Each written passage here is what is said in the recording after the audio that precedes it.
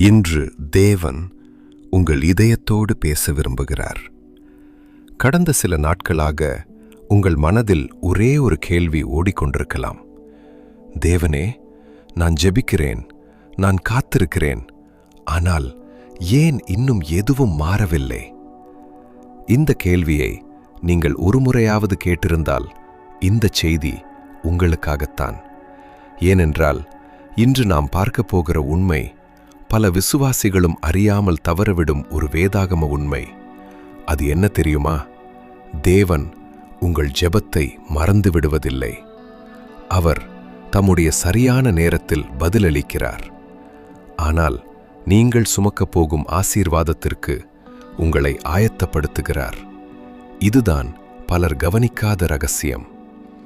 நாம் பெரும்பாலும் தேவனே, என் சூழ்நிலையை மாற்றும் என்று ஜெபிக்கிறோம்.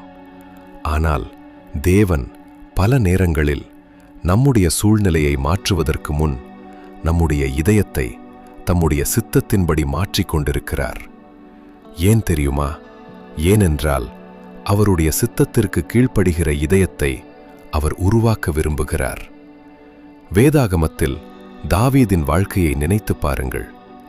சாமுவேல் வந்து தாவீதின் தலையில் எண்ணெய் ஊற்றி அரசனாக அபிஷேகம் செய்தார். ஆனால் மறுநாளே தாவீது அரியணையில் அமரவில்லை. பல ஆண்டுகள் அவர் காத்திருந்தார். ஒருவேளை அந்த நாட்களில், தேவனே, நீர் சொன்ன வாக்குறுதி எங்கே என்று அவர் நினைத்திருக்கலாம். ஆனால் தேவன் அவரை மறக்கவில்லை. அவரை உருவாக்கிக் கொண்டிருந்தார். அந்த காத்திருப்பின் நாட்களில் தேவன் தாவீதின் இதயத்தை தம்முடைய சித்தத்தின்படி உருவாக்கிக் கொண்டிருந்தார். அதற்கு பிறகுதான் அரியணை வந்தது. இதிலிருந்து நாம் கற்றுக்கொள்ள வேண்டிய முதல் உண்மை என்ன தெரியுமா? தேவன் உங்கள் ஆசீர்வாதத்தை மறந்து விடுவதில்லை. அதை சுமக்கும் உங்களை ஆயத்தப்படுத்துகிறார். ஒருவேளை இன்று உங்கள் வாழ்க்கையிலும் ஒரு காத்திருப்பு இருக்கலாம். ஒரு மூடிய கதவு இருக்கலாம். பதில் கிடைக்காத ஒரு ஜெபம் இருக்கலாம். அதை பார்த்து தேவன் என்னை மறந்துவிட்டார் என்று முடிவு செய்து விடாதீர்கள். ஏனென்றால் இன்று நீங்கள் பார்க்க முடியாத இடத்தில் தேவன் உங்களுக்காக செயல்பட்டு கொண்டிருக்கிறார். இதில்தான் இரண்டாவது உண்மை வருகிறது. பல நேரங்களில் நாம், தேவனே, என் வாழ்க்கையில் எப்போது மாற்றம் வரும் என்று கேட்கிறோம். ஆனால் தேவன், நீ மாற்றத்திற்கு தயாராகிவிட்டாயா என்றுதான் பார்க்கிறார். இரண்டுக்கும் பெரிய வித்தியாசம் இருக்கிறது. ஆபிரகாமின் வாழ்க்கையை நினைத்து பாருங்கள். தேவன் அவருக்கு ஒரு வாக்குத்தத்தத்தை கொடுத்தார். உனக்கு ஒரு குமாரனை தருவேன் என்று சொன்னார். ஆனா அந்த வாக்குத்தத்தம் அடுத்த நாளே நிறைவேறல. 1 வருடம் அல்ல, 2 வருடம் அல்ல, பல ஆண்டுகள் ஆபிரகாம் காத்திருந்தார். அந்த காத்திருப்பின் ஒவ்வொரு நாளும் தேவன் அமைதியாக இருந்தார் என்று தோன்றியிருக்கலாம். ஆனா உண்மை வேறு. தேவன் அமைதியாக இல்லை. அவர் தம்முடைய வாக்குத்தத்தத்தை நிறைவேற்றும் நேரத்தை ஆயத்தப்படுத்திக் கொண்டிருந்தார். அதனால்தான் நம்முடைய வாழ்க்கையிலும் சில நேரங்களில் தாமதம் போல தோன்றும் காரியங்கள் உண்மையில் தேவனுடைய நேரமாக இருக்கலாம். நாம் கடிகாரத்தை பார்த்து கொண்டிருக்கிறோம். தேவன் நம்முடைய எதிர்காலத்தை பார்த்து கொண்டிருக்கிறார். அதனால்தான் இன்று உங்கள் ஜெபத்திற்கு இன்னும் பதில் கிடைக்கவில்லை என்றால் தேவன் மறுத்துவிட்டார் என்று முடிவு செய்யாதீர்கள். ஒருவேளை அவர் உங்களுக்கான சிறந்த நேரத்தை உருவாக்கிக் கொண்டிருக்கலாம். ஆனால் இதோடு அந்த ரகசியம் முடிவடையவில்லை. இதோ மூன்றாவது உண்மை. இதை பலர் கவனிப்பதே இல்லை. தேவன் நம்முடைய வாழ்க்கையில் ஒரு ஆசீர்வாதத்தை அனுப்புவதற்கு முன் நம்முடைய விசுவாசத்தை ஆழமாக்குகிறார். ஏன் தெரியுமா? ஆசீர்வாதம் கிடைக்கும்போது அதைவிட ஆசீர்வதித்த தேவனை நாம் அதிகமாக நேசிக்க வேண்டும் என்பதற்காக. யோபுவின் வாழ்க்கையை நினைத்து பாருங்கள். அவர் எல்லாவற்றையும் இழந்தார். அவருக்கு எல்லாமே முடிந்துவிட்டது போல தோன்றியது. ஆனால் யோபு தேவனை விட்டுவிடவில்லை. அவருடைய விசுவாசத்தை விட்டுவிடவில்லை. அந்த விசுவாசம்தான் இறுதியில் அவரை தேவனுடைய ஆசீர்வாதத்தை மீண்டும் அனுபவிக்க வைத்தது. ஒருவேளை இன்று தேவன் உங்கள் வாழ்க்கையிலும் அதே காரியத்தை செய்து கொண்டிருக்கலாம். நாம் கேட்பது ஒரு பதிலாக இருக்கலாம். ஆனால் தேவன் உருவாக்குவது அசைக்க முடியாத ஒரு விசுவாசமாக இருக்கலாம். அதனால்தான் இன்று நீங்கள் பார்க்கிறதை வைத்து தேவன் செயல்படவில்லை என்று ஒருபோதும் நினைக்காதீர்கள். ஏனென்றால் உங்கள் கண்களுக்கு தெரியாமல் அவர் உங்கள் வாழ்க்கையில் இன்னும் செயல்பட்டு கொண்டிருக்கிறார். ஆனா இந்த ரகசியத்தின் மிக ஆழமான பகுதி இன்னும் இருக்கிறது. அதை புரிஞ்சு கொண்டால் உங்க வாழ்க்கையில் நடந்த பல சம்பவங்களை நீங்க முற்றிலும் புதிய பார்வையில் பார்க்க ஆரம்பிப்பீர்கள். இதோ 4வது உண்மை. பல நேரங்களில் நாம் தேவனே ஏன் இந்த கதவை மூடினீர் என்று கேட்கிறோம். ஆனா அந்த மூடிய கதவிற்கு பின்னால் ஒரு பாதுகாப்பு இருந்திருக்கலாம் என்று நாம் யோசிப்பதே இல்லை. வேதாகமத்தில் யோசேப்பின் வாழ்க்கையை நினைத்து பாருங்கள். அவருடைய சகோதரர்கள் அவரை வெறுத்தார்கள். அவரை ஒரு குழிக்குள் தள்ளினார்கள். பிறகு அடிமையாக விட்டுவிட்டார்கள். அந்த நேரத்தில் யோசேப்புக்கு புரிந்திருக்குமா இதெல்லாம் தேவனுடைய திட்டத்தின் ஒரு பகுதியாக இருந்தது என்று? நிச்சயமாக இல்லை. அவருக்கு அது ஒரு பெரிய அநியாயமாகத்தான் தெரிந்திருக்கும். ஆனா ஆண்டுகள் கடந்த பிறகு எல்லாம் மாறிவிட்டது. அவர் எகிப்தின் அதிகாரியாக நின்றபோது பின்னால் நடந்த ஒவ்வொரு சம்பவத்தையும் புதிய பார்வையில் பார்க்க முடிந்தது.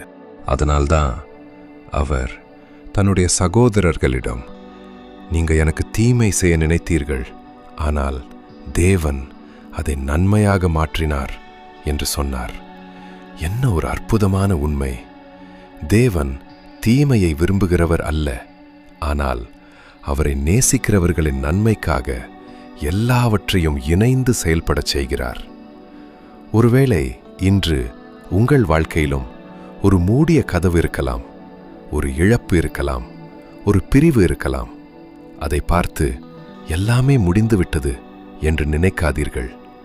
ஒருவேளை அந்த மூடிய கதவை கூட தேவன் உங்கள் நன்மைக்காக பயன்படுத்தி கொண்டிருக்கலாம். ஏனென்றால் நாம் பார்க்கிற இன்றைய நாளை விட அவர் நம்முடைய நாளைய நாளை பார்க்கிறார். ஆனால் இதைவிட இன்னும் ஆழமான ஒரு உண்மை இருக்கிறது. அதுதான் இன்று தேவன் உங்களிடம் சொல்ல விரும்பும் மிகப்பெரிய ரகசியம். தேவன் நம்முடைய சூழ்நிலையை மட்டும் மாற்ற வரவில்லை, நம்மை மாற்ற வந்திருக்கிறார். நாம் பல நேரங்களில் தேவனே என் பிரச்சனையை எடுத்துவிடும் என்று ஜெபிக்கிறோம். ஆனால் தேவன் இந்த பிரச்சனையின் நடுவிலும் அவரை நம்புகிற ஒரு இதயத்தை உங்களுக்குள் உருவாக்கிக் கொண்டிருக்கிறார். இதுதான் உண்மையான ஆசீர்வாதம். சூழ்நிலைகள் மாறுவது ஒரு ஆசீர்வாதம். ஆனா எந்த சூழ்நிலையிலும் தேவனை நம்புகிற இதயம் உருவாவது அதைவிட பெரிய ஆசீர்வாதம். அதனால்தான் இன்று உங்களிடம் எல்லா பதில்களும் இல்லாம இருக்கலாம். ஆனா தேவன் உங்களோடு இருக்கிறார் என்ற நம்பிக்கை மட்டும் இருந்தா நீங்கள் தனியாக இல்லை. ஏனென்றா நம்மை வழிநடத்துகிற தேவன் ஒருபோதும் பாதியில் விட்டுவிட மாட்டார். இப்போது இந்த முழு செய்தியையும் ஒரே ஒரு வாக்கியத்தில் சொல்ல வேண்டுமென்றால் அது இதுதான்: தேவன் நமக்கு தேவையானதை சரியான நேரத்தில் வெளிப்படுத்துகிறார்.